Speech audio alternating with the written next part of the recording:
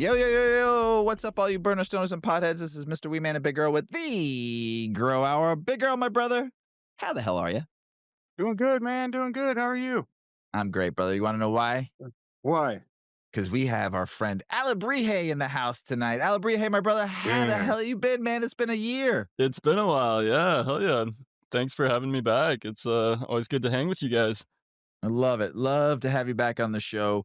It's fun. And we're talking about Alebrije, and we're going to be chatting today about basement breeding.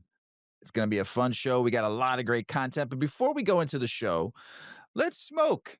And Yeah. Alebrije, tell us what you're smoking on today, my friend. I'm vaping at the moment. I'm vaping a little bit of, Sunny Tibuwawa, which is one of my new strains coming out. It's, Chiba hoo hoo, Chiba wawa, wah wee wee, wah wah all wah my, wah. all my strains are always, like, the combination of 2 animal creatures with the Spanish name. So There you go. Tibuwawa is the shark chihuahua, um, which is very much inspired by my own little chihuahua who runs circles around me in the morning as I'm preparing his breakfast, and he shows me his little fangs, and it reminds me of this tiny little chihuahua shark. And it's just so much energy, and that's why I named it for this strain. Is a very good daytimer, very relaxing, but gives you a lot of energy, and it's got a good get Oh, shit done sounds kind of weed. a little sativa action going there, huh? Yeah. Yeah, no doubt. Now, is this strain you're talking about? Is this how is let's go back a little bit. Yeah, You do autos, auto correct. fems, right? So That's correct. is this an auto fem? This is a feminized autoflower, that's Okay. correct. The parents are it's, High Strangeness F5 from Running Gardens, Hmm. which, that's the mother, which is his, it's a coastal Oaxacan landrace with Ooh. Romulan and Northern Lights, that he converted into an autoflower, took it 5 generations.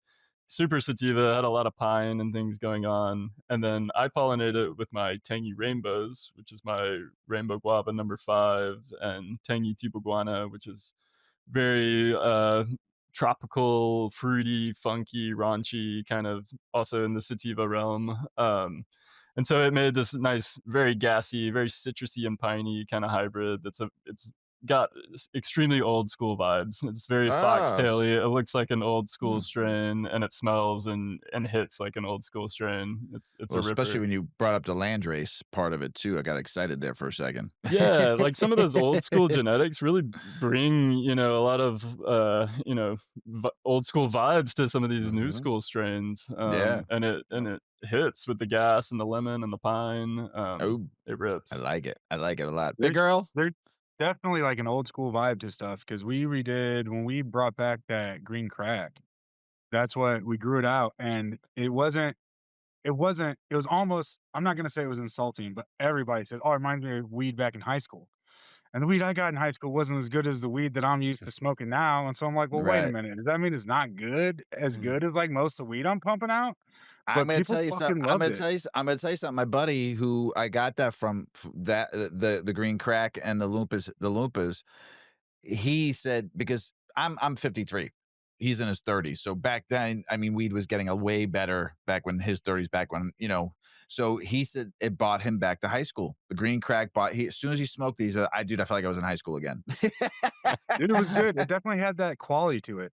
With the autos, when you go sativa or you go landrace, do you find that they take longer, like, with the photos?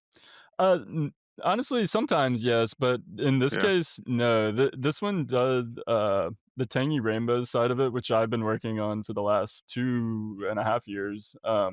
It actually is a little bit slow in veg, which is, I've been told is a good thing because in flower, it, like, stretches like crazy and blows up, Wow. but it still Mm, finishes in the 90-day time range, and nice. I've had 5 different people test this one, and I've told them the range is about, like, 85 to 90 days, and then it does get really nice sativa uplifting effects, but, a couple of the testers, one in particular, homie Ganic, he took one to 110 days, and it was killer. Mm, I've had the pleasure of trying it, but it's a knockout, so it can, like, totally go the other direction if you take it too long. It can, Ah, put you on interesting. your ass and you can be Yeah. falling asleep like crazy. But if you err on the 85-day side, it's very nice, uplifting, anti-anxiety, and like great for just getting stuff done during the day. But Love it. Yeah.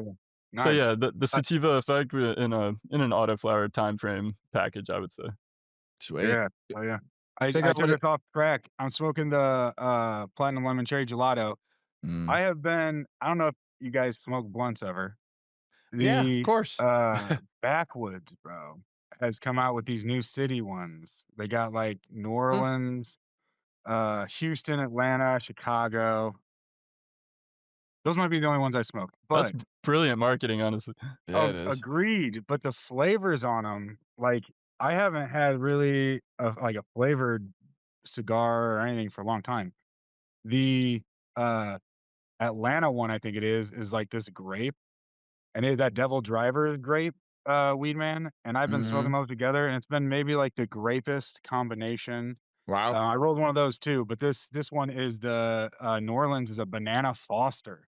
Ooh, Oh, that's nice. different. Ye I'm yeah, an old school grape white owl guy, so when I smoke blunts, so I understand what you're saying on that dude. one. So You'd like Atlanta. And then or maybe that's Houston. One of them, Atlanta, I think is grape, and then Houston, I think no, Atlanta is the peach, and Houston's Oh, the That would grape, make and sense. makes Chicago's makes just makes a sweet. lot Yeah, makes a lot of sense. but Yeah. they're all super good. If you guys anybody out like the new Backwood limited edition, here, I got this one with me right now. They're super good. If you guys get a chance to see them or try them. Backwoods, you should throw us a shout out now that we threw you a shout out. No doubt. That was a straight up plug. I love it, Earl. So I'm smoking OG Kush. It's phenomenal, Earl. Just so just legit. That's all I got. That's It bought me back a hot minute from when I tried OG Kush back in the day, and it's does the job so perfectly. we were told that's the Josh D OG. You know, it's everybody's got their opinions on it for sure. But I was also told that the Josh DOG and the Olympus headband was the same cut. Hmm. And I don't like whatever I got then, either whatever I got wasn't real, like the original, or that's not true. So I'm not really sure because they were different. The OG Kush and the Loompas, I grew them in the same room. They're different, the ones that I have. So, All I know is but it's they're fire. fantastic. It's Yeah. fantastic. The smell, the taste, the high, whoo, so delicious. So Yeah. you told us a little bit about your latest cross, Alebrije, what you just did, but any other crosses and what's been your favorite lately? I had kind of like a small drop game planned this year, and I've only done three total, including the one that's coming out. So back in March, I dropped. It was called the Great Corgifante, which was our corgi elephant hybrid. And it was pure Michigan auto from Twisted Trees with my dogathon, which was a Star Dog Marathon OG back cross. Huh. And that one turned out great. It was super frosty and fruity, but really like earthy, chocolatey tones. And it was just a great heavy hitter, very chill strain. Love that one. But and then we just did a little pop-up in Chicago, and we released the Chi-Town Toroso, which was the bull bear. Had to shout out Chicago with the bulls and the bears. Home Uh, team. no doubt. And that was the 3rd generation, the F3 of this Star Crunch from Night Owl Seeds, and my original dog walker, which was my Star Dog photo period, converted to Autoflower. And that was a great one. That was like the freebie from my very first drop. So just this Tuesday, we actually just hit our 3rd anniversary from our first drop. And Yeah. that was our Congrats. yeah, thank you. And it was our 14th drop within these 3 years. So I finally brought that original freebie back and then bred it a few generations further. And Huh. I'd gotten a lot of great feedback over on that one for the first few years. So it was nice releasing another version of it, another more stabilized version of it. But I would say my favorite is the one that's coming out last, the Sunny Tibawawa that I was just mentioning. I like it because I A, love the name. it just brings these, like, great terps, and, I do like that gauntlet effect where you pull it a little earlier, or maybe you, like, have a little lighter dose, and it's a great sativa daytime strain, but if you push the harvest a little past maturity, or you take a couple fat bong rips, it can put you to sleep, so it's one that's it's versatile, and again, it just has this, like, old school heavy hitting terps that, who doesn't love, Who doesn't love those terps? right? I found that with Death Star a lot. I don't know if you grew that out, but Death Star, so I grew it and I pulled it at like 10 or 11 weeks, and it wasn't really like ready to pull, but it was like 10 or 11 weeks, and it was great. But then I had a buddy be like, "Oh, the real Death Star, you got to take it like 13 to 15 or something." And so I was like, okay. So I ran it again and took it all that extra time. And I didn't notice a very big difference, other than maybe it was a little bit more like on the bat on that longer one. It was more of a downer. Yeah. Um, so yeah, I I don't know if that mean, makes yeah, sense. you gotta imagine that, some of the THC is degrading into CBN, and you're gonna get a Yeah. little more sleepier tones, and some of those Which I more. I don't I don't mind that at all. Yeah, no. No, I dude. mean, I'm one of those people who I don't choose a narrow leaf or broadleaf. I think they all have their time and place during the Yep. day, Yeah, yeah, and so, yeah, I like one that I can, have a little bit of versatility with if I didn't have as many options in my head stash. yeah, yeah. That's the biggest thing. It's hard to get high off that same. Like if I smoke a whole ounce of something, by the time you get to the end of that ounce, like it's harder to get high off. Like you're using all the same cannabinoids, you're using all the I same everything. I'm Yeah, switching. I don't smoke the same strain every day. I'm smoking a different strain. same. And maybe if something that I liked that knocked me to sleep, I might smoke 2 days in a row, but because and listen, folks out there, we're growers, so we have a great selection. When you one day get to home grow and you're growing 3 or 4 plants, but 3 or 4 different flower, you're gonna have 30, 40 different strains, 50 strains in your closet. And so the variety to me, when I used to be a gym rat way back in the day, someone taught me variety is the spice of life. In the gym, in food, everything you do. Variety is the spice of life. The same thing with weed. If you get a variety, even if you go to the dispensary and you pick up 3 or 4 strains, don't smoke that same strain every day. Switch between the three. If you got a daytime one, a hybrid for the midday, and then one for the night. You got 3 different strains you're smoking. Just don't smoke that same strain for 2 weeks straight. I'm just telling you, it's just gonna be like you're gonna be like, oh man, what the hell happened? Yeah, strain tolerance is real for sure. I Hmm. mean, before we got into regularly growing, my wife and I, we would typically buy like an ounce a month. And, it was great when you first get it, the first few days of the new strain, or it's hitting fantastic. But by the end of the month, you're not hardly feeling it. You need Right. 4 times as much to feel the same effects, and, Yep. and then you get the new strain a few days later, and you're back to, The happy spice life. of life, that variety. Yeah. Spice of life. And wow, yeah, Dabs $100%. too. moron. If you take a Yeah. lot of dabs, like when you get into dabs heavy and you're like, man, I can't get high anymore. Switch over to some weed, smoke a joint. You'll be high as fuck. Yeah. It's amazing how the receptors can, just pick up Yeah, on tiny little nuances, and it makes for a Yep. completely different experience. Yep. That's why Absolutely. that's why I'm an auto guy and just a seed popper in general. I mean, I love a good clone, but I need constant change, yeah, constant diversity, and Yep. constantly new things. And there's always some favorites I like to go back to, but I'm Oh always yeah, just wanting absolutely. something new, really. Yep. I want to try the What new thing. what's on the docket for you after like what you got some like something that's you're eyeing that you want to like cross over to the pollen? I have a lot of projects in the works already. This one I was currently working outdoors this summer is a collab project with a buddy, the terp therapist, and he took my Chem labrata, which is a very broad leaf. It was a marathon OG with my dog walker. It was the preemptive strain to that dogathon, which was then the back cross.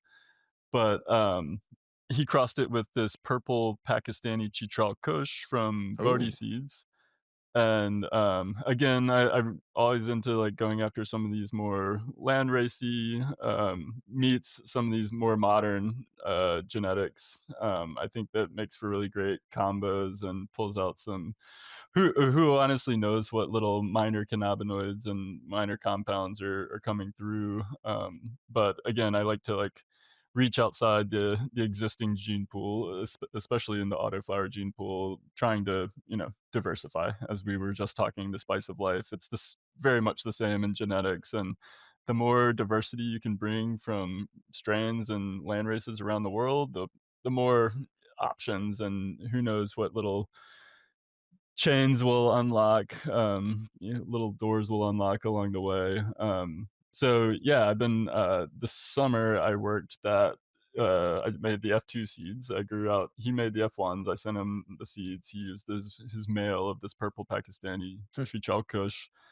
And I grew them in 1 gallons. I started off with like 24 plants, and it had been a while since I had grown outdoors, and we were talking a little bit pre-show about growing outdoors and how awesome it is, and it's very different from a breeding aspect Uh-huh. because I had the assistance of nature, and nature ended up making most of my selections because it was a rough summer, and these were all in, like, 1-gallon fabric pots, and this was about 30 minutes out in the country from me, so I wasn't getting out there every day, and in July, we had, like, no rain. It would be, like, in the 95 degrees 4 or 5 days in a row, and I went out there and, tons of them were toast, but I ended up having 4 survive through all of Huh. this. They went through some very intense days of drought and heat stress, and so these 4 survived. 3 were more on the narrow leaf side, but 1 had the very, like, broad and beautiful Pakistani kinda leaves I was after, and,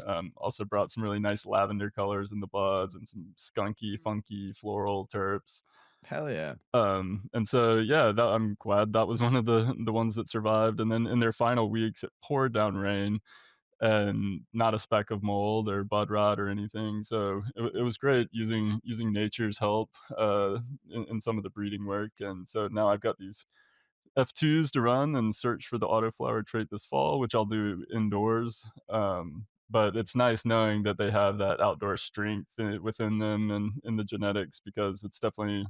I'm always getting asked like, how do these do outdoors? And most of the time, I say I don't know. I'm very much an indoor grower, and I'm down here doing work in prohibition land, so I can't always grow outdoors. And yeah, I wish I could, but, here and there, I make ways and find ways, but it was a fun project for me just seeing a lot of that stress resistance and, Mhm. yeah, very cool experience.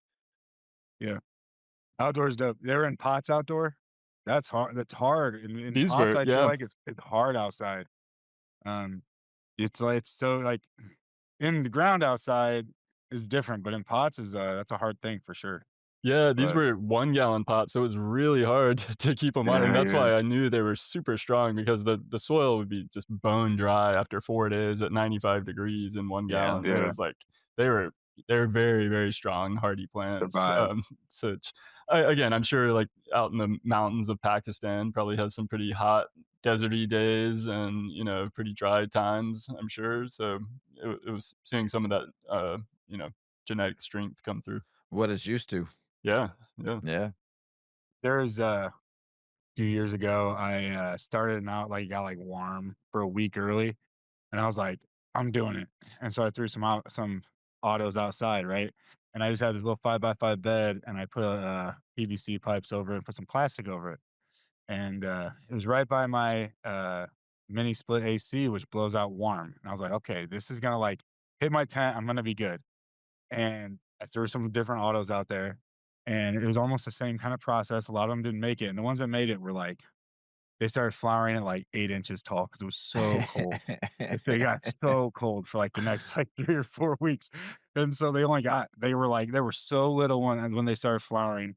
But in that same aspect, I only got like a few hundred seeds from all of them.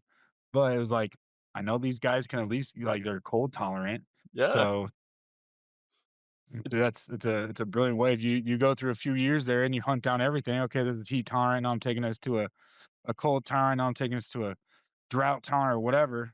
That's how you build. That's that real breeding going on right there, you know? It's very true, and you know, the Sunny Chihuahua that I've mentioned a few times already, I was fortunate to also test it out there this spring, and it also had a really rainy March, as they were finishing up these big, fat, swollen colas and 100% humidity for over a week, not 0 mold, and I wish I could say that for all the plants that were out there, not the case. But yeah, it was a great way to, you know, I try to stress things indoors. I try to, you know, put them through a rough time, but they're always gonna be somewhat babied. They're in an indoor climate. It never gets that insane. Yeah. So seeing what real Mother Nature can throw at them and that they can withstand makes me very confident that, you know, I can tell people those aren't gonna get mold. Like, they literally didn't Yeah. get mold sitting in full rain, 100% humidity for a week. So, Hmm. Yeah. you really messed up if somehow you were able to get yours to get mold, you know? Yeah, yeah, Um, yeah. You gotta pay attention a little bit, but, like, yeah, right. exactly. Yeah. Um, we should talk shit about Instagram just a little bit. It's a thing we do, anyway, but, I was when we were chatting, you're like, "Hit me up on Discord," and I looked at your Discord. And it's super cool, dude. You have, like, a really fun community, it looks like. There's a lot of fun, like, games going on, and it's way more than seeds, which we all know you do, like, the pottery and coffee and everything, but it's all on there. All the save the dogs is all on there. Yeah. Um, it's I cool. gotta follow. I'm on Discord. I've been on Discord for years. I gotta get your handle when I we close I'll out the definitely, show. yeah, I gotta send you the Yeah, link, and yeah, anybody listening, it's, there's the Discord icon on the homepage of my website, alebrijegenetics.com. You just click on that link and it's automatically invited. nice. Um, That's really but cool. yeah, I kind of like gravitated away from Instagram a little bit. I still have an account and I'll still pop on there and share things every now and then, but I'm trying not to be on there daily. And, you know, I'm posting a lot less plant content specifically because the Instagram is just sort of against all that and they've been Yeah. deleting. I've had multiple accounts deleted before. Yeah, and Mr. Weedman is gone and everybody's getting the axe left and right lately. So it's just, I'm not going back. I think I've been off Instagram now for I think a year now or close to it. I don't even. I told you earlier before we started the show. I do miss certain things about it, but I am fighting the man right now, and I refuse to start another account to have it. I will. I am done. I am done giving my time, my energy, and all my content to that app for them just to kill it. yeah, I put 5 long hard no, since 2019 till last year, hard ass content, 7 days a week. Always made sure I posted, did exactly what I followed the plan. There is a plan if you wanna succeed, but yeah. and I would it just I hate them. Fucking hate them. I won't I refuse to go back. I refuse. Maybe one day I'll go back, but I don't know. I just I miss it, but I don't, you know? I've said the exact same thing that you're doing, that if I lose another one, that would be my 3rd account gone, that I'm not gonna do it again, you know, I'll bow out at that Yeah. point, you know, because, yeah, why like, we are their product, they're just trying to sell us, you know, advertisements and selling using us as product and just selling our Mhm. data to other people, so it's like, if you don't want me on there and you don't wanna make money off me, then fine, you know? Right. Uh, uh I moved over to LinkedIn, yeah, cannabis friendly. It's kinda cool. My network is I think 90% people in the cannabis industry, growers, whatever, whoever. And we're all on the same page on shit. And I very rarely I don't pay for the premium, so I don't get all the full access bullshit. Was kind of bullshit. But I have 6,000 connections and I love it. It's all people in the 80, 90% of the people in the industry. I love yeah, it. I get to see fucking no one fucking, you know, I'm not really posting much on there. I post my episodes. I don't really post like I did on Instagram. I just don't. I don't know. I don't know if I don't want to get banned again. So I just kind of just post the show and just like people's stuff. And that's all I do. I'm done. I'm done. This is my content. If you wanna hang out, listen to the shows that we do, and I'll answer any fucking message you message me on YouTube, or Spotify, whatever our show. I'll answer messages and talk to people. But yeah, I'm with you. I don't. I like Discord, but I go on there to game, so I don't really. I would love to start a bigger following and just have people jump on with me and ye fucking game with me all night. I don't talk weed when I Discord. I game hard. Well, and that's what's so new to me is learning that it started as such more of a gaming Oh yeah. platform, But cannabis is really shifting into it because of the whole Instagram Yeah. issues and things, and what's so great about it is it's much more of, like, little mini communities, and it's Yeah, I people just wish you could chatting. record on it. I wish you could record on it. Like, Yeah. 'cause I wish I You could used to record on could, there. actually, Yeah, I wish you could record like audio, video, like when I would do a show on there live and record it to see how it comes. But I love Discord. I need to get more people to come hang out with me on Discord. I usually go on my son's and hang out with him, game with him all night. I did a 4 hour fucking Marvel Rivals fucking run last Friday night, 4 hours straight, just didn't move, just fucking. I'm a game. I'm fucking super nerdy, but I Nice. love Discord, and I I love it too. apologize. I apologize. I haven't joined yours. I don't have a lot of friends on Discord actually. No, I'm gonna send you the invite so you come join Yeah, us. I wanna hang out, man. Like I said, I game, but like I said, I come in if you're doing a live, come in and join and hang out and listen. I love learning. I think Discord's great. If it's used correctly, it's fucking a wonderful tool, Yeah. and they don't fuck with you, Like, you know? for example, every September, we do, a can of bonsai grow along in our Discord, and there's a specific channel within, my server that you go to, and, everybody posts their little pictures there as they're going, and it's so much fun to watch, and, it's nice that it's organized like that because if you're just on Instagram, you may miss it here or there in the Yeah. feed, You but don't miss anything because it's your yeah, feed. You yeah, don't here ever you miss yeah, it's yeah, you just go great. right to the channel of what you're Mhm. interested in talking about, and Yeah. yeah, It's a great tool Or to use for the any cannabis strain you're industry. interested in seeing, I think that's badass. Like you can go, you can see how other people's turned out before you buy anything, or but if you have it, you know you're like, and you say, I want a grape one, a strawberry one, and a Kush this round. You can go and oh, these guys are getting a lot of strawberry pheno. Okay, I'm gonna run some of these. Oh, these got Yeah. like The yeah. help the it help in allows you. the talk and as long as you're doing it like I said, respectfulness to me on social media is a big thing for me, and, like, as long as you're respecting people in the group and the chat and bust balls is fine, but don't that's what I like about Discord, you control it. Oh, mine is very Yeah, friendly, yeah. respectful environment. I've banned about maybe 4 people in the 3 years of doing it just Dude, because they people get weren't being wild out respectful, there, and dog. but There's I'll no I'll ne do it in a heartbeat. there's If no you're need not for being friendly, negativity. you're out, Yeah, there's no like need for negativity. We're all here for one reason only, to love the plant, learn about the plant, you know what I'm saying, and free the yeah, plant so we can all have this access to grow, and do it without the scrutiny of the government fucking arresting us to be able to grow our own shit. So that I do love it. I do love it. So tell me something. I tell me something about the Great Pumpkin Charlie Brown. I heard you got a Great Pumpkin Charlie Brown fucking yeah. farm out there somewhere, and I'm ready to see the Great Pumpkin. So Well, if it's your pumpkin farm, I got to go to find the Great Pumpkin, Alebrije, I'm all in, baby. I'm all in. no, so it's one of the fun things we do in our Discord is that it turns out we're all a bunch of plant geeks and we go beyond cannabis. So again, like the Canna Bonsai channel, we have a pepper grow along in the summers. We also do a pumpkin grow along every summer.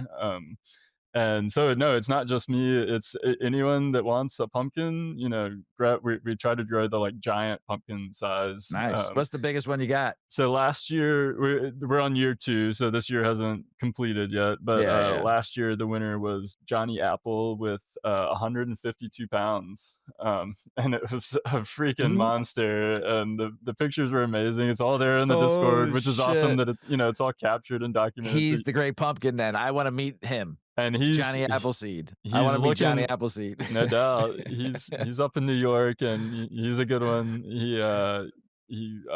He's looking like a strong contender for this year as well. Wow. I'm Hell going yeah, I 2 love years it. in a row with my pumpkins didn't make it. I had some deer issues this year, but I got some butternut and some other winter squash at least There you go. harvested. But yeah, it's always just 150-pound fucking pumpkin. yeah, The insane. professional pumpkin growing type thing, I don't It's remember big. where I read it at, but it was a huge push for mycorrhiza. I read that, like, mycorrhiza is, like, a huge thing that to get big pumpkins. I think it was Jeff Interesting. Lowenfeld maybe, one of his books, and he talked about it a little bit, but these fucking pumpkins, you have to get the right seed. You can't just, like, grow a normal pumpkin giant. You have to get, like, a giant pumpkin seed. But they're wild, and, like, the people to get them that big, you have to, like, rotate them, and, like, it's not just, like, throwing them in the ground and letting them go. You're, like, adding beneficial fucking fungus, making sure the food's on point, like, And you're 400 cut pounds. on the single vine, you're cutting off any other potential pumpkin so that the plant just gives all this energy to this one, you're really Yeah, after this one lollipopping prize. that bitch. If you let 2 or 3 go on the same vine, you might end up with a few, 40, 50 pounders, but, you want that big daddy, yeah, you just sort of, like, put all your eggs in one basket and go for it. Nice. Big Yeah, Earl, baby. that's Hey, cool. this Yeah. this talk Big Earl's gonna be doing right now with Alebrije. Hey, I'm gonna sit back because I'm not gonna be talking probably for about 15, 20 minutes because these two are gonna school all of you right now and give you some knowledge up here for the brain. Take notes, learn well on this one. The education is key. I always talk about education is key on my fucking mission statement. Education is top four right there. So breeding in your basement by Big Earl and Alebrije. Then they're gonna take you into pollinating one plant in a larger room, and I'm stoked for this talk with the two of them going back and forth because we got two professional breeders here. I know Earl calls himself a pollen chucker, but he's a breeder. Nah, he's a So breeder. Mm. I know. So take it away, fellas. I do prefer the pollen checking. Yeah, it's, so in your base I know. In your basement, really, there's 2 different things, right? Because like, are you growing plants down there or are you not growing plants down there? If you're not growing other plants to, like, flower out down there, there's not, like, a lot of different shit, right? You just grow them, you flower them, clean up in between, make sure you spray some water when you wanna kill pollen in between runs and stuff. But if you're trying to flower out some plants, sometimes, like, you gotta do some stuff right. You can't be just, like, all willy-nilly, you know? So, for me at least, it's about air control and then being disciplined on where I'm at and when, mostly. I don't know, Alebrije, if you have autos. I love having this chat with you because autos are a little different. Autos are so much about timing compared because photos, yeah, it's timing at a certain point, but you can kind of like do your thing and be like, okay, I'm gonna start my timing. Where with autos, like you pop those seeds and it's just got to go how it's got to go, or because it's fucking going. Yeah. That's a quote of the century. I mean, honestly, yeah, I think sometimes autoflower breeding doesn't get quite enough, credit to the difficult, nature of timing compared to photo periods. It is, you are on the clock, and you do have to just sort of roll with what you're given, but once you kind of gain some experience points and you've learned about the timing, and again, every strain can be a little different, but once you kind of like figure out a general plan, you can use that timing to your advantage too, to what you were talking about, and trying to have some tents be flower and some tents are meant for seeds. So yeah, you can have little windows which can help you a lot in the auto world, and you don't need to keep a male around for an extended period of time necessarily. So if you did your timing right, you can pollinate your seed tent before your flowers are even, fully flowering, and, while they're still in their veg period, and then you get rid of that male just as your flowers, your autos you're growing for flower are, entering flower. So yeah, you can use it to your advantage and avoid cross-contamination, which is, what I tend to do. But there are definitely other techniques to help damper down, as you were mentioning airflow. Yeah. Yeah, I try. Avoiding if you can avoid 100% cross contamination while growing in the same basement. I mean, unless you got a giant basement, I guess. But in a normal basement, while like you're like killing it, because like the pollen is such a bitch, and it takes like one rip in a vent, or at least for me. And but I'm maybe stupid about it because my tents that I breed in are literally like 4 and 8 feet away from the door that you know, so I could separate it better that way, but it's just, like, not set up for it. Uh, But sorry. very rarely, but it fucking happens. When people say it, I'm like, "Well, enjoy it because that's probably the pollen from this male, and that's probably this cross, and you might have one of the only seeds of it, or save it for me, please." Exactly. No, I'm the same way. So I'm working in 6 tents total with both my seed projects and just my own personal flower. Fortunately, all my flour is just for my own and my wife's consumption. So if there is a seed here or there, it's not the end of the world. You know, nobody's barking at me or anything.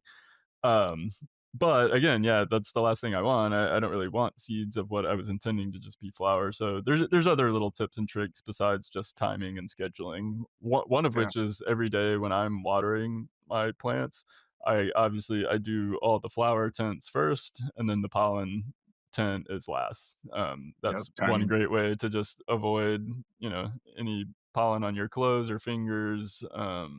Getting into the your flower tents. So Hmm. that's one of Yeah. the simplest but very effective methods that it took me. It seems obvious, but it took me a little while to learn, and took some experience points to learn. Dude, hand watering every day is hard. When you were talking about pollen, I I run a reservoir to them. I was like, I'm not opening this freaking tent every day. I was like, so I just ran a line all the way across my. I was like, this is just, and so I open the tent weekly when there's pollen present, and but like I said, like it does happen for me. So, um, your protocol is probably on fucking point. But if you can't water automatically, uh, which I haven't before, larger pots I found helped me a lot. Like if I didn't have to, like trying to cut my watering back, which is hard with cocoa or smaller pots, or like with autos, sometimes I try to control my timing with my pots. So sometimes try to cut, like if I'm like, okay, I'm cut for time here or whatever. I've tried to flower out in like solo cups and stuff just to like be like, okay, I want these to flower like today. Yeah, So, and it works pretty well. You don't get like great yields. Flour probably isn't as good, but if like I'll just like pop autos sometimes up throughout my veg just to like fill space. I might as well get like, even if it's just a few ounces, it's a few fucking ounces. yeah. Why Mm. not? Yeah, exactly. But yeah, you can store the pollen, right? So you can grow one male and do a few projects off of him. Frozen pollen gets a long ass time, even room temperature. If you're keeping the humidity out of it, gets a little while, like a few months for a lot of people. Um, but yeah, you can grow a male and then grow your females too, which if you're really worried about pollen being places you don't want it to be, That you know. that's a great way to go. One of my original projects, the one I mentioned, the dog walker, which was a star dog photo period, I and just wanna bring it up real quick. Dog Walker is so fire too. If anybody hasn't had a, opportunity to smoke Dog Walker, it's an older strain. People don't know much about it, but everything I've had that has been Cross, BX, all of it has, like, this particular, like, it's like this, like, it's old school. It's not like a gas, but it's not like a funk. I don't know, it's just fire. It's just a very good, so sorry, keep going. no, and I may have there may be some confusion too that, mine is what I call the dog walker, DAWG walker, which is Star Dog photo period from, Top Dog Seeds. It was a cutting that I got, from a friend back in 2019, and I hit it with Skywalker OG autoflower Okay, I see. pollen. And so I use the name, the dog, and the walker. So it's not that dog walker that you're referring to. Which at the Good. time when I looked up names and was trying not to copy any, I think that one is spelled DOG Walker, Yeah, you're standard. right. And then so I made a. Granted, the star dog is spelled DAWG. And I come from down in the South where the dogs are. Yeah, I use the DAWG spelling just to sort of differentiate, and I try to throw auto on there when I'm, being Yeah. politically correct and giving the full title, making sure that everybody knows what I'm talking about. So Yeah. my dog walker auto was one that when I took it and it was the F3 generation where I did a lot of crosses with it, and I saved a lot of that pollen in the freezer and did many crosses later on with it, and it held up really well. it is all about just keeping that pollen dry and as quickly and as cool and as dry, and not using your hands and contaminating with oils and things. So as sterile and precise as you can kind of keep it. But I pretty much just like pluck off the little anthers out of the pollen sacs, put it instantly into a little tin with some desiccant beads, and I'll let that dry for a few hours, and then I'll instantly run it through a little tammy or a little Hmm. sifter and remove any big pieces and sort of just try to have it just be the pure pollen and powder, and then I'll put it into little vials with more desiccant packets and into jars with toasted rice to store in the freezer, and that's worked out for me sometimes. But other times I do find that, you know, a true regular male pollen tends to hold up a lot better than a reversal, a feminized Right. pollen. And I don't know if that's just the nature of just like the true regular male, it was just a stronger, you know, pollen, or I couldn't say. It would just I wouldn't be speaking scientifically, but I Hmm. have found that to be the case in some of my own breeding work, honestly. Yeah, Nice. wow, that's interesting. That would be interesting to know why that is. That'd be they, but yeah, that's, dude, with I'm just gonna go back to our shit, dude, I'm high as hell, just smoking our last blunt. Um, We let's had go back that to the time. We're in timing. that timing is big. Yeah, yeah, yeah. I've been Well, following Earl. You took that rip off of that fucking backwoods, the last one you took, dude. That was a monster fucking rip. I was like, oh, he'd yeah, be man. high. He gonna be high as fuck. Yeah, man. Um, yeah, the timing is huge. The time so let's say you get your timing down, right? What what really when you have other plants, maybe we can go over kind of what it looks like when you have some other plants down there. So there's for me, I do it 2 different ways.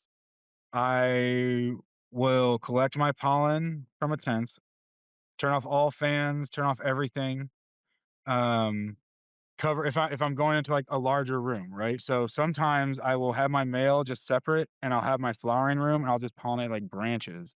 Um, so I'll turn off every fan. I cover branches that I wanna pollinate with a plastic bag, usually, but I just something non-porous. I spray my room, I take my pollen, make sure fans off is huge, blocking it when you're walking is fucking huge. Is pollen a little drift, like, can be it's not gonna be like a million seeds, but it'll have, like, some seeds in your weed, you know? But if everything's wet, hopefully that when because a little bit's gonna go somewhere, hopefully that can be done. I pollinate, I cover that branch back up, um, and then sometimes I'll even spray again. It really just depends on what's going on in my room if I can cover that humidity. You don't want things to be wet for too long, but you also need to give this pollen like 6 to 8 hours, like some time to get like associated with the flower before it gets wet itself. Um, but yeah, then when everything's done, you give it its time, everything's done. I like to give it one last spray, remove my bag, start turning off fans, maybe low at first just to help with my airflow, get some of the humidity out of there. And then eventually, maybe after a day or something, spray everything, or maybe like 14 hours or something, spray everything again. What And do you? Let me ask you a question because maybe I missed it. What are you spraying it with? Water? uh, I spray with just straight RO water. What's Uh, RO water? just like clean water with nothing in it, a Re- zero Okay. zero, reverse Just uh, osmosis. for newbies reverse that are osmosis. listening Yeah. right there. Reverse osmosis. Okay. Yeah. Especially if it's my flower room, because I don't like to spray in my flower room. So, like, I don't want, like, RO water alone. Clean everything, like, my pumps and stuff real good because I'm rarely spraying just RO water and, but another way when I do a full plant is I have my male in my tent, and I like to bring a plant into with it and give them a little conjugal visit. And, put it in there for a day, take it out for a day, make sure I like spray my surroundings. Every time I'm working with anything, I'm spraying my surroundings with water. Um, but yeah, those are my 2. 'Cause the full plant coming in is easier, but it's not as like when I can just do a branch sometime, like, and especially like to test out a cross. Like, is this gonna be fire or like not that fire? Um, I've done 20 strains, gotten 30 seeds of 20 strains, and it's like a lot of it's just for me to play with. And if that's what you're like, if you're not selling seeds really, you're just doing it for fun, like it's a ton of fun because then when you know the moms, you kind of know what to expect, and you can like see it, and then you start growing those out, and you get a few generations deep with it. You have so many different fucking crosses. But what about you? What are like Yeah, how are you? on that same note, like, when you're just home breeding, and especially if you're trying to, like, work multiple projects at once, one thing I just a little tip I've found and mistakes I've made was, always do the same type of seed run at the same time. Don't what I'm trying to say is, like, if you're gonna do a feminized auto flower project, don't simultaneously do a regular photo period project at the same time.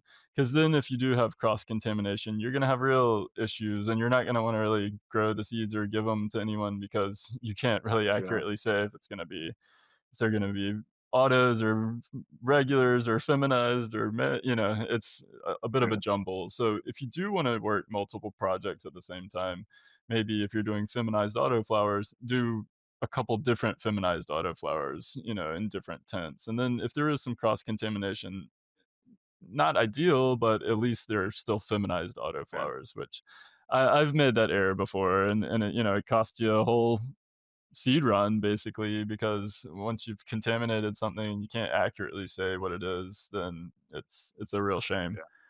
yeah. And it's So literally one wrong move. Like, it's like, right, "Oh, shit. I forgot my IPM today on my watering. I'm gonna hop back," and, like, it is especially if you're not used to the breeding, all of a sudden you hop back in the wrong way, or you didn't shower or change clothes, or, like, it can be something as stupid as that. Um, and all of a sudden it's like, it's easy. It's yeah, fucking easy. yeah. But But, say, like, especially if you're just doing it for yourself, and you maybe had a few different autoflowers you wanted to convert or, reverse, then you can just use the same STS spray and use 2 or 3 different tints and operate all these, and again, like, you wanna try to prevent any pollen contamination going into the other tints, but if it were to happen, they're just for you, and it's not the end of the world. Um yeah, so yeah, that's just a little note and a tip. But no, I agree with you. I like to I typically in my protocol and programs these days, I'm doing mostly feminized autoflowers. And when I start spraying, my schedule is I start on day 10 to 12 of the autoflower's life. So there are no real branches at that point. It's a very small plant, so I'm always spraying the entire thing, and I'm always reversing the whole thing. So I'm getting what looks to be a full-blown male, although it's a reversed female.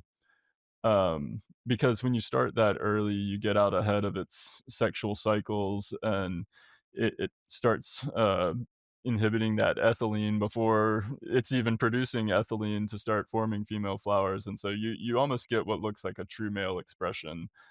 But in that time frame, you start spraying on day 10, then by around day 30, you've got some fully developed sacs, and within another week or so, you're dropping pollen. So just knowing that general schedule helps a lot in how you can guide your other flower projects at the same time.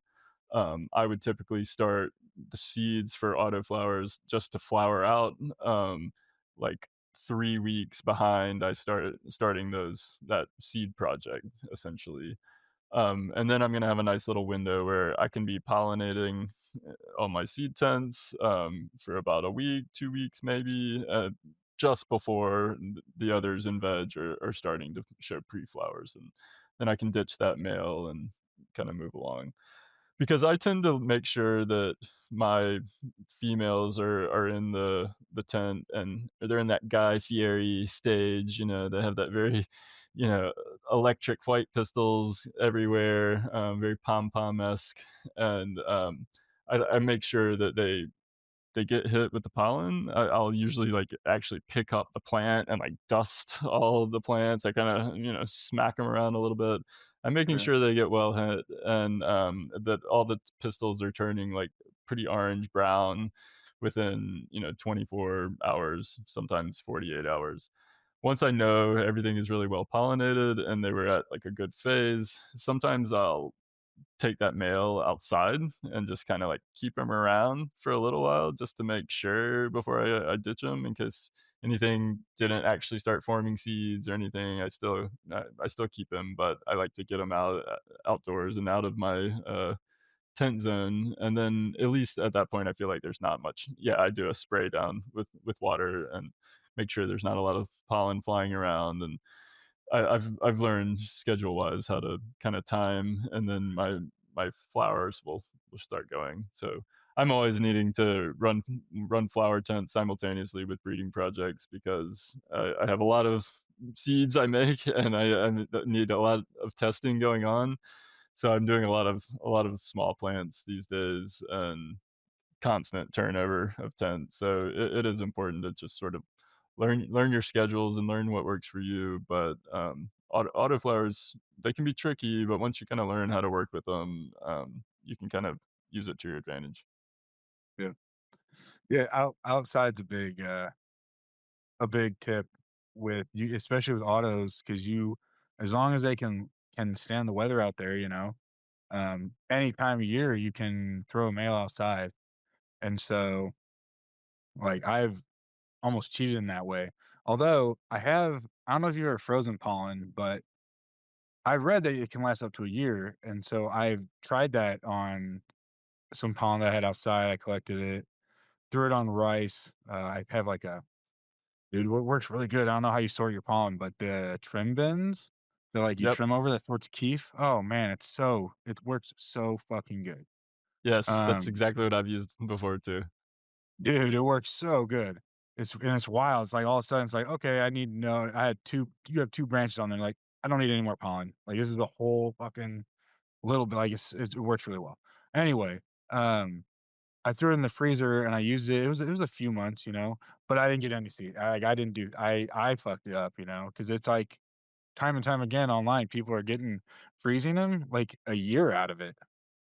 Yeah. So, No, that dog walker F3 generation, it was at least a year later that I went back and made more crosses with it, and it was totally viable and successful. And that was a feminized, pollen. It was a reversal. So again, it's not yeah, always the case that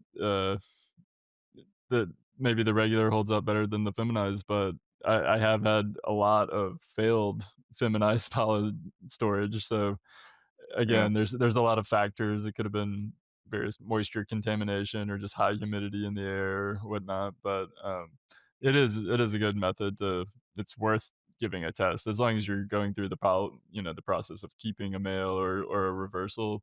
Yeah, totally save some yeah, pollen and try it out later because yeah, it is nice making seed without having to have a full blown male plant in the room. It definitely goes a long way for not cross contaminating things.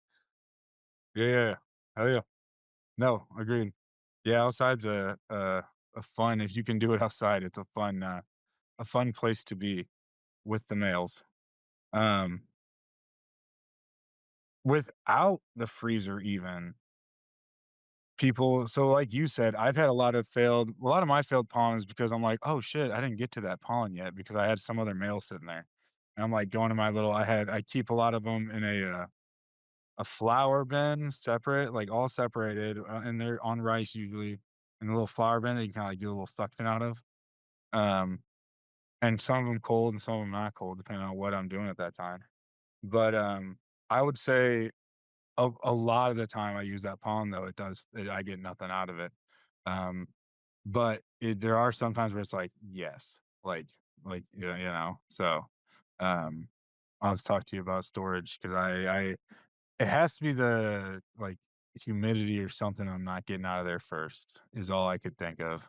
Same. Good I enough. I live in a very high humid environment. That's all I can think is that like, oh, even just sometimes the ambient general, not even on a rainy day or anything, it's in the 70s, 80s%. And it's like, oh, is that just a little too high of moisture that it's kind of contaminating it? But yeah, it's hard to say specifically, honestly. Yeah. But I use the little desiccant beads. I'll cut up into little packets and, store it in little plastic vials, and then I feel like small surface area, not having a lot of air, so in the freezer, it's not turning a lot of oxygen into, condensation or anything. Yeah, you just try to do every little thing you can, Yeah, to reduce air or oxygen or moisture or light or heat. Those are all yeah. the things that are gonna be your enemies for storage. Sweet. I Definitely. love it. Gentlemen, I appreciate that. Uh, Great, great stuff there. But here's one for you. I love this one. Why do we need to support accessible breeders or fucking do it ourselves?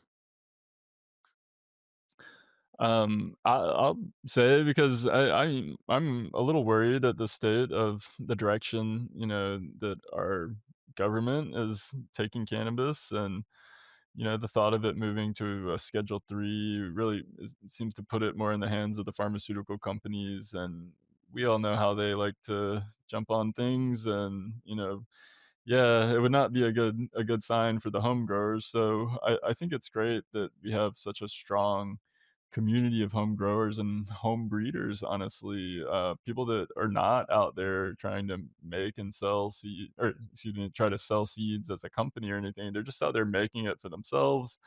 And so I do that's what gives me hope for the future of this country and the world in general, is that, we do have a lot of these great genetics backed up within people's freezers and, various storage bins and stashes and vaults.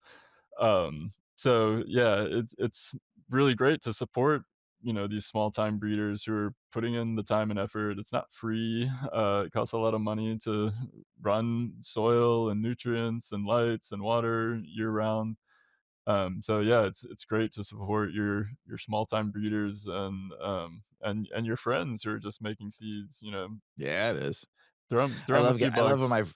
I love when my friends give me some seeds, Yeah. and then I give them some of the booty when Yeah, I'm done with it. that's as a breeder, that's one of my favorite Yeah. trades. I love giving seeds for some flour or for some Hell yeah. rosin back from it. It's Yep. it's a It's fucking it's the way this world should be, barter and total trade, total you bargain. know? Yeah, I love it. Yep. Well, Yeah. tell Oh, us fuck where yeah. tell us about your Discord, and I know we Instagram. Tell us where we can find you at, your website, and tell us what you got coming out, like your run that's gonna be coming out soon too. Yeah, so you can find me on Instagram at alebrije.genetics, and my website is Alebrije Genetics. That's Alebrije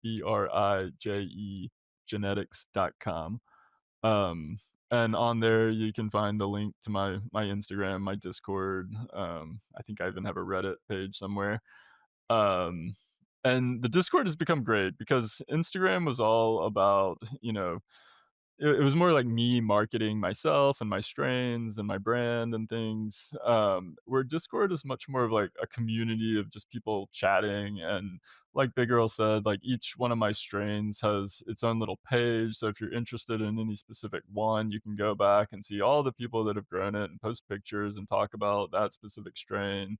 We have a medicinals category where it's all my CBD and CBG work. That was one I forgot to mention earlier when you were asking me about Mm, some of my newer work.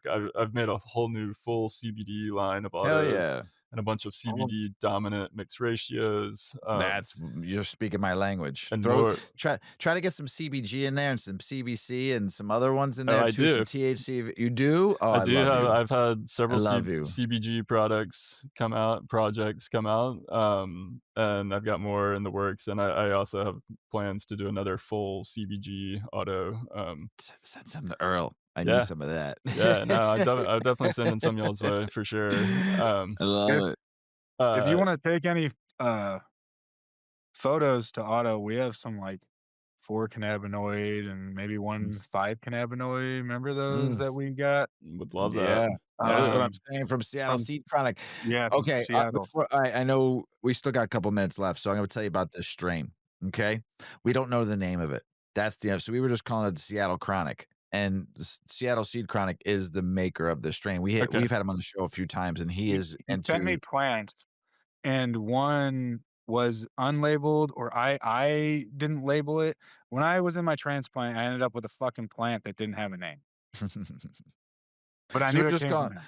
We were just calling it the Seattle Chronic. And I Okay. tell you what, Alebrije, I have a nug and a half left of this, and I'm savoring it because it was the best overall. I had no pain in my body, and I have a lot of Oh back man. pain, and I felt, and Mrs. Weedman too. She has a lot of pain. She has osteoporosis, and she felt no. She's like, "What?" I'm like, "I'm telling you, this." And Earl, I've been begging Earl when Earl and I first met. What, like 5 years ago now, Earl? Yeah, 6 years long ago, time. 5 6 years ago. I was sitting in his house for the first time. I was actually going to Michigan to sell some weed, and I stopped by his place, on my way to my hotel, and he got me baked, and I couldn't leave his house for, like, 6 hours, but besides that point, we were talking about cannabinoids, and I said to him, "Earl, if there's somebody out there that can bring back all the cannabinoids in that plant, high not just THC, I love THC, but Right. I want it to be the way weed was back when I was like when it was very low THC, 10%, 8%, and we didn't breed all those other cannabinoids out of there. Yeah. I want that. That That's the is strains that I want. that is very much my mission and philosophy as well, and it's I why love I you. work I work love you. I love the mixed ratios, I love the mutant plants, I love the land races, I think they all have a place, and I think they all bring this genetic diversity and chemical diversity, which, yeah, the potential medical applications are unlimited, we don't know, and so I think it's very important to preserve this genetic diversity and do especially as these as we were just talking about, moving into the future, I think these genetics need to be in the hands of the people. And this is how I like to operate within the community. When someone mentions a plant like that, they're like, "Oh, this clone we got, it's sick." Like those are the ones I want to jump on and convert into an autoflower because it's got something special, something unique, Yeah, especially that's this. all the medicine. That's what your body want. Yep. Your body just doesn't want THC. I had this. I've talked about this on the other show so many times. I've had this conversation with so many people. People don't understand. We are training this plant to basically hurt us in the long run. I don't care what anybody fucking says out there. You can fucking chastise me all you want. We are training this plant now to hurt us. Our bodies, our CB1 and CB2 receptors in our endocannabinoid system, we're gonna crush it when we're just feeding it 30% THC, taking fucking distillate at 95%. Yeah, Your body was not meant for that. It and wasn't. and You're there are all these destroying this plant. there are all these high limonene, high myrcene strains too that are it's always hitting these same receptors Right, and and I and like myrcene. That's, like, one of my favorite terps, but I don't need I like a mixture of terps too. I like right. a mixture of Yeah, it's great there's to have some myrcene, but Yeah. along with like an array of 30 others Yes, at various yes, that's what I'm levels, talking about. But yeah, when you have that ratio, because we all know, well, not everybody, but CBG is the mother of all cannabinoids. That's where every other cannabinoid comes from. Okay, if we can get a CBG, which is great for digestion, great for inflammation, you can have some THCV in there if you need to hold back some food for a minute. You know what I'm saying? But you don't get the munchies. That's yeah, what why people don't like weed as much because they get the munchies. Well, that's why you put a little THCV in there. You have some CBC in there, which helps for brain function. But up here also helps for acne. Okay, totally. and also all these cannabinoids I'm mentioning too are also good for inflammation and cancer fighting. So that's just that. Yeah, But there's other additives and other bonuses, antidepressant, all this stuff. You have uh, CBD, of course, great from the neck down, right? So it yeah, monitors your head up when you're taking too much THC. Plus there was all those other cannabinoids too, those other deltas too that they're so minute now that we discovered delta 10, delta 9, that I mean 8. Sorry, THC and delta 9 are one and the same. But you have all the other deltas too that have benefits, and it needs to be structured differently. Don't be fooled by the buzzwords, and don't be fooled by marketing. Don't be fooled by what profits and margins of trying to sell you high THC cells. Fuck you. Stop training us that way. Stop training the consumer that way. The people that love weed, all you're doing them is fucking their mind up in the long term. I'm sorry to say, you can chastise me all you want. I don't really give a shit. I'm telling you right now, people, breeders like Alebrije, all your traditional market breeders that I love and I smoke, they're doing it right. They're doing it right. You follow these folks out there. Who do we have on last? Queen of the Sungrown. goddess, the sun grown. In the sungrown, yeah. Amazing. Yes, amazing. What she's doing out there. You have to understand something, people out there. Look for these breeders that are doing it right and support them because they are going to do it right for you. They have your back. They put their name on it. They're giving you their heart and soul of that plant because they care. And if you're not listening to me, I'm telling you, reach out to them and talk to them. They're willing to talk to you on their Discord. They're willing to answer questions. They're willing to show you pictures and help you out because it's their name, their logo. Alebrije Genetics is on his logo. He fucking does it right. Such great fucking marketing. It's a husband and wife team. That you got to get support, like Mrs. Weedman and I support local families. Big Earl and his wife. Don't you even think he's the only one? She's fucking rules that roost. She's the best. Yeah, I'm telling go you ahead. though, support the family-owned businesses because that's what this country was founded on. Barter and trade, helping each other out. And I'm going to end on this. Okay? We need some fucking peace and love and fucking kindness right now in this world because if we don't get it right now, humanity's done. I'm sorry. We're going down a wormhole we can't come back from unless we have some peace, love, and kindness. Alebrije, you got anything else to say before we end? I would second that for sure.